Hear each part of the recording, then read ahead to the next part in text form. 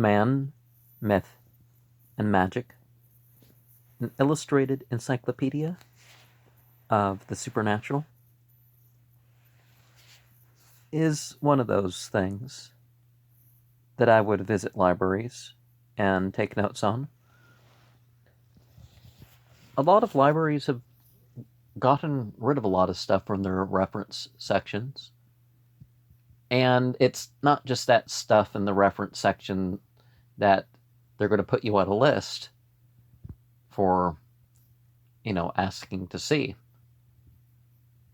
And, I mean, why would they even do that in the first place? They let you see something and then they put you on a list for it? That's kind of messed up. But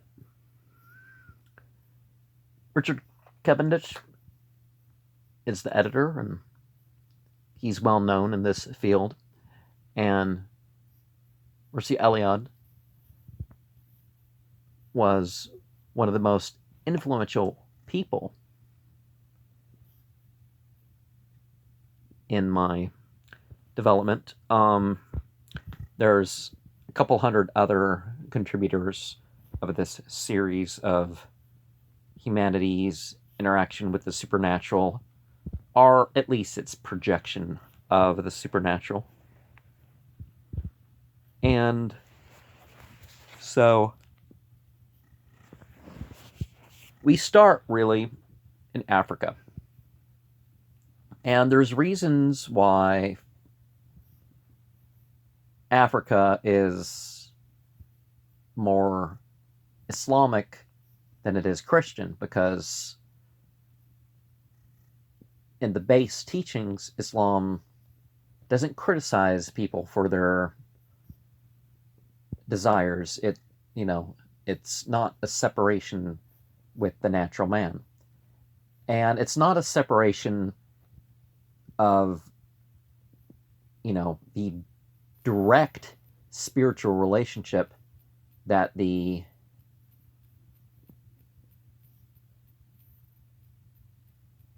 general African would want to have if they're going to,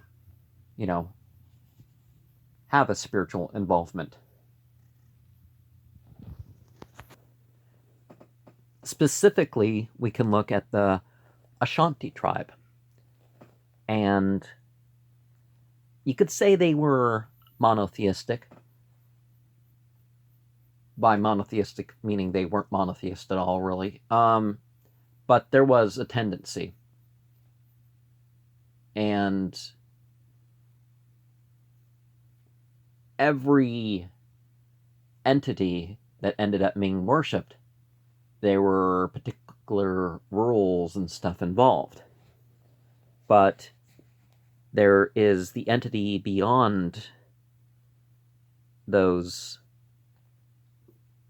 entities that we would call lesser gods and goddesses, where there aren't these sympathetic rituals, you could say.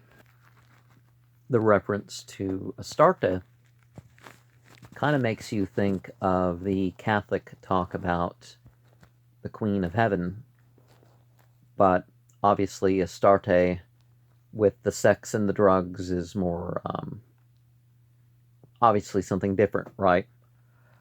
We talk about altered states, music, dance, the whole thing, sexual connection, you could say, but that doesn't mean sex or masturbation has to be part of that.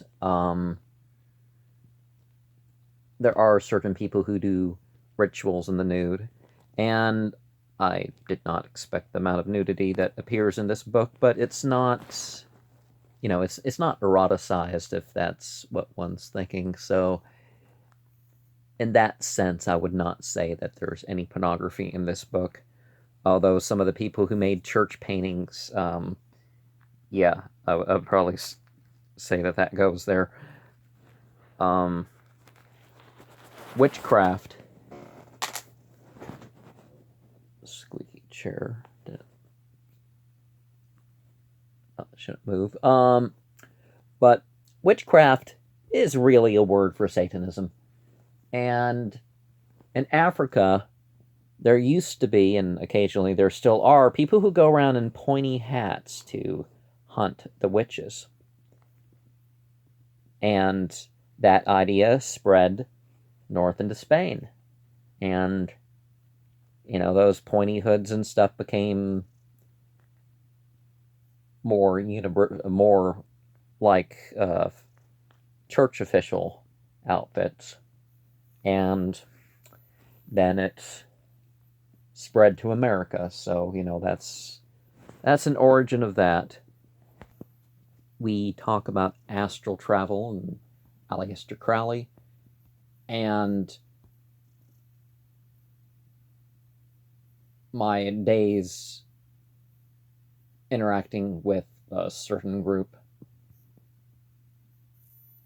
I guess some of what was said in about astral travel and some cord and some stuff are having to develop a projection body that you practice projecting an image, and then that goes carrying off.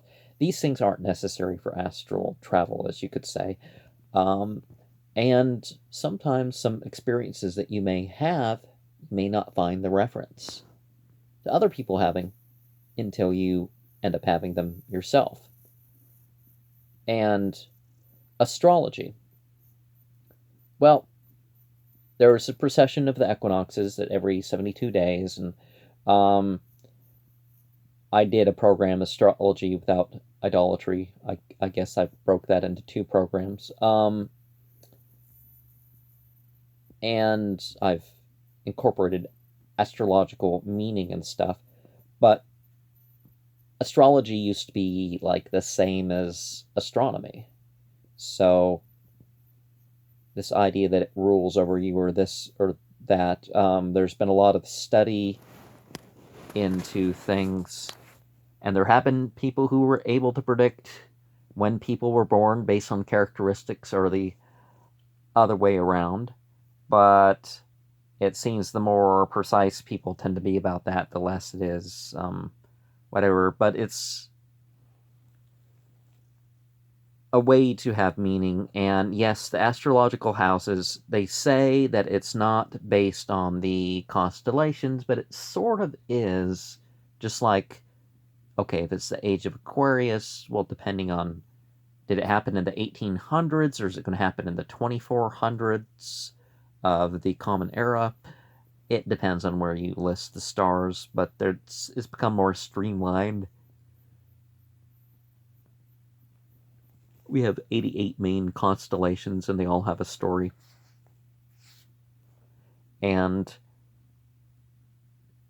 the retrograde motion, people put special meaning in to the point where they let it change their personality for a few days or whatever here and there. There's, new systems that have sprung up. There's Eastern and Western systems of old. And one of the things with interpretation of symbols and all that sort of stuff, it starts off as systems of correspondence.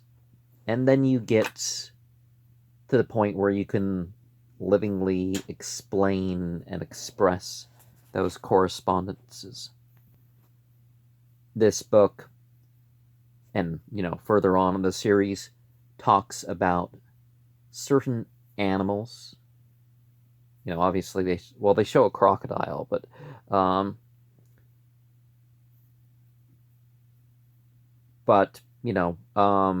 and plants that are specific in spiritual offerings of particular types, that they are representative of things that people worship. They have abilities. I mean the meaning materializes some sort of divine quality or some goal for the human being, or some goal, something that you don't want to be a part of at all. We see how Ahriman relates to the images of Mithra, and that Iblis was identified as Ahriman pretty much as soon as such was heard of. Armies join in with spiritual forces, and they're not all of the ghost persuasion. We find that, you know, there's the Athame magical blade, you could say.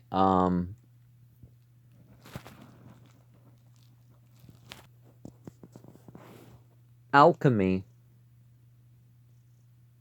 was not just some scam about tricking people into thinking that you can make gold, and, you know, for cheaper than you can get gold. It was a thing of psychological development, about an involvement in the fertility of life. Nowadays, it's art that is the consciousness exploration. They speak of art for art's sake. Well, art can go deeper than that than just some wild expression, but who knows what will come out when you're expressing uncontrolled. But generally, of course, religion has the, you know, you control the organ of expression and the organ of indulgence, right? Some things are deemed to be lucky, some things are deemed to be unlucky.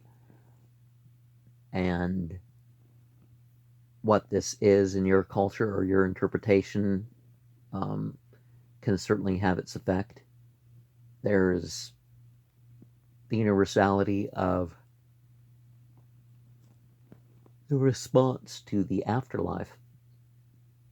And sometimes it's considered fortunate that somebody has died. And that, of course, varies whether they're good or bad and what culture and how you're, you know, what side you're taking with that. But, you know, there is the spiritualist mediums and or table tapping and all that stuff where people will act like they've been in contact with these entities. Now, a lot of weird stuff that people explain, oh, that, you know, practically choke to death on cheesecloth so you can get a picture taken and say ectoplasm and all that stuff. And but there is stuff that defies explanation. But I'm not saying that, you know, just miracles are, you know, for some guy to show. Aphrodite and Apollo and other such entities represent stuff. And Aphrodite, of course, is also associated with death. Apollo is very universal in the sheer number of attributes, hundreds of different names, over 301 source names of Apollo. But a lot of these entities are really like divinized heroes from further and further ago. I mean, Alexander the Great. You know, that would fit in that book, right? Was certainly thought of in different ways. Now, the Dhul-Qarnayn of the Quran, that's not supported in primary Islamic sources. It's something people thought, oh, that sounds like it might be Alexander the Great. But there's a lot of reasons why we do not consider Dhul-Qarnayn to be Alexander the Great. But Alexander the Great represented the same sort of level of mythologization for a lot of people as the Arthurian Knights stories. And King Arthur and that whole myth cycle while it does hearken and dip into authentically Celtic material, it actually is more Breton, the whole Anglo-Saxon myth cycle, and the tournament aspect, while that comes from the French, because really Celtic culture, it doesn't matter. It's Teutonic culture nonetheless, but it's certainly a response of the time. The church was overbearing. There were people that, um, they wanted a nobility of character and achievement and romance and all that stuff that was, it earned the respect of the people. Because this was back in the day, chivalry, you know, was still alive. So the service nobility were still, there was that group under the hereditary nobility that, they had to prove their position. They had to appease the people. But it wasn't like the Knights Templar, and it wasn't like it wasn't like the Freemasons. So, but it was sort of in between the two.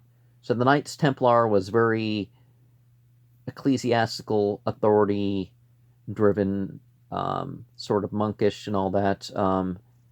The chivalry wasn't about that, and it wasn't Christianity, but it wasn't a Christian culture.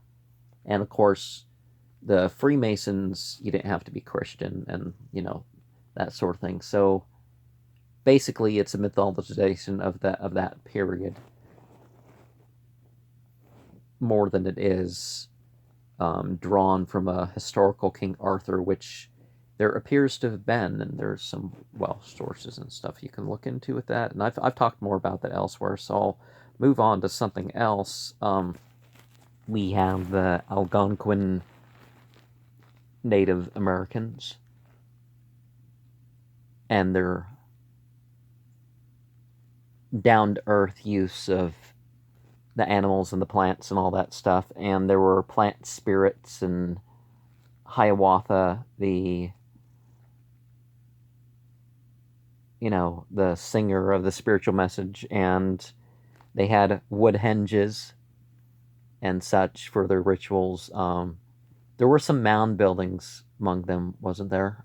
But they weren't per se the mound building culture. I wasn't saying that, but there is some examples. Abilanius of Tiana was a figure that sounds like he was put into the Jesus and the Paul portions of the Bible.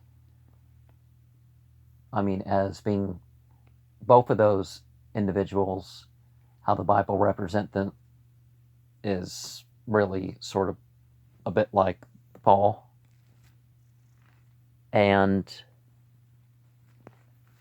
But the people who wrote this stuff down don't mean any respect.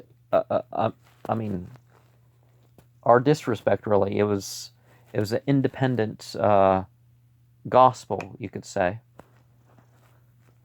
But Christianity took off when the Abilanius cult,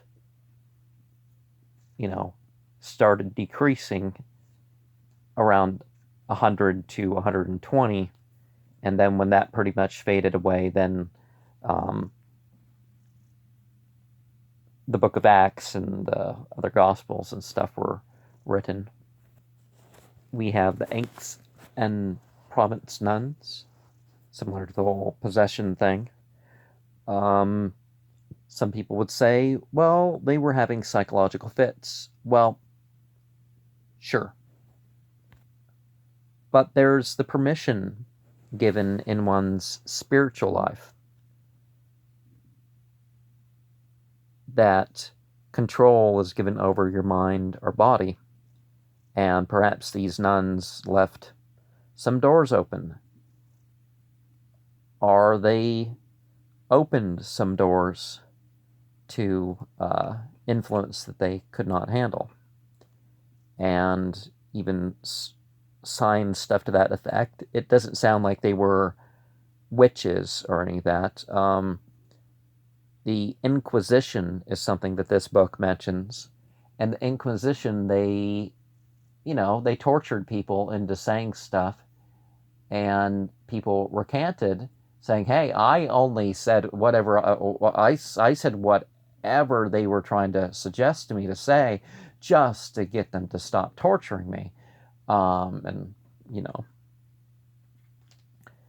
and then there was a torture that, for example, if they did it 4 times, that would be considered like a death penalty. And very often they would torture you again after they got these confessions and stuff in the first time, in order to purge you of your supposed sins before you died. It turns out, yeah, there probably were real witches. The Sherpa, just like the Christians after them, mixed certain experiences and ideas going around into, the major religion of their area, and that became Buddhism. So certain ideas had, but the abominable snowman or yeti, that sort of thing, it seems to me that perhaps it's a species, a spirit, but there's also the what's that aura on a mountain and gap in the light or gap in the shadow sort of experience called. I have that experience sometimes when I'm scrying, is that like there'll be like colorful clouds, but there'll be a shadow or a light in the middle of it, or something, that type. But the Sherpa believe that the Yeti are a species of being too. Just like a lot of the heroes that we can think of as the reality about these beings called gods and goddesses as being incarnate, we can look to the origin of some of these mystical dances, the wearing of antlers and particular things to do with acorns and some other stuff could have gone way back into, prehistoric times. And we know some of it did. We've traced out wolf cults and stuff like that.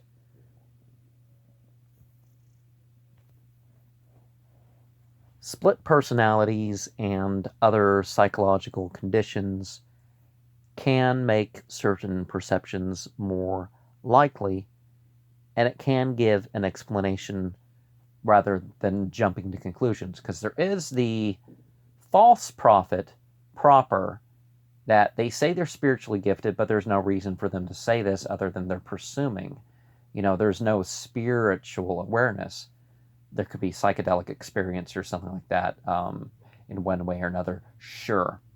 But very often things are explained like that. And I've done a lot of dream interpretation through the years of, mostly myself, but I've done a lot of others. And most of this stuff, you can look at their outer life. Just like the ideas of the afterlife, a lot of it has to do with the material and religious culture, you could say, of people that, are having this experience. Some of it's very personal, but some of it's really does kind of seem to connect to a spiritual side. You talk about, that this book does mention apocalypses, and it's an unveiling. It's not really the word for end times, but in the popular culture, of course, it's turned in, people think of it like that. Anandameyama is an example of an individual that was thought to be a divine incarnation in this life. But the teachings on the Supreme Being kind of transcend her person. And, and her having visions and that sort of thing, again, backs up that it's not her that's the Supreme Being, but the idea that the only truth, the only good, the only reality is God's reality. Now, the way that we think about that kind of could vary.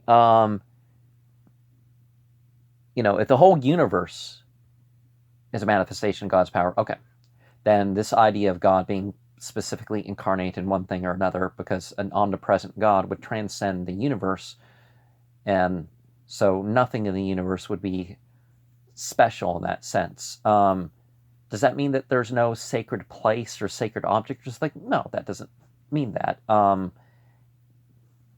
You could say that maybe she was an entity that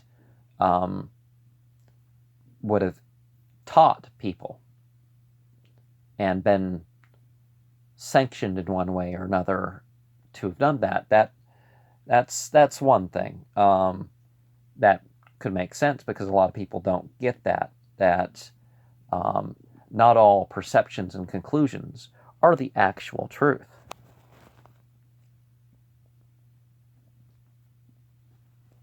And that illusion and delusion fills people's lives. That's a central aspect of what people call Hinduism, although there is no Hinduism proper from any of the ancient texts. Altars are a place of spiritual enactment. For the more common thought now, it's a place of, for offerings, sort of a table set for divinities, or divinity, and this type varies per culture, but the idea of some table that you set some bread and some other stuff on, that's sort of not the primary function, it doesn't seem.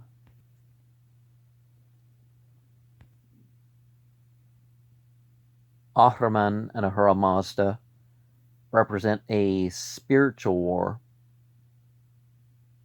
the war for the influence of souls. Now, whatever word you use for God and devil in whatever culture, it's really the same thing.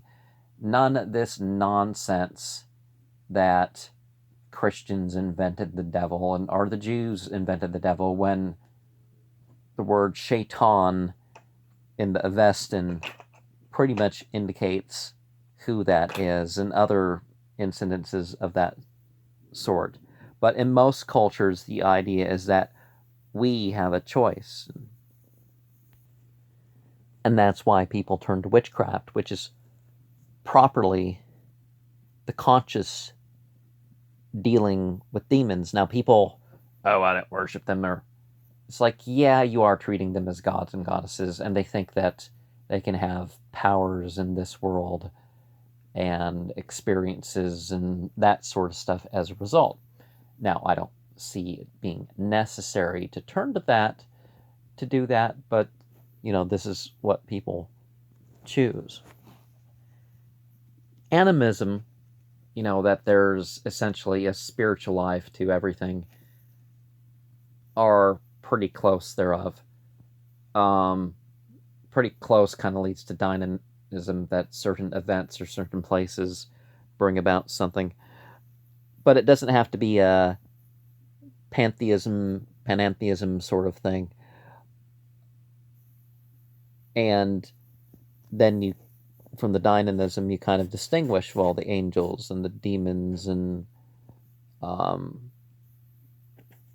the soul of the universe, and then you say, well, the ultimate beyond that is God, but we really don't find this, as science advances, our idea of God no, actually, we don't find that sort of thing at all. The transcendent, beyond limits thing kind of starts, and then over time we more and more think of ourselves as the divinity out there,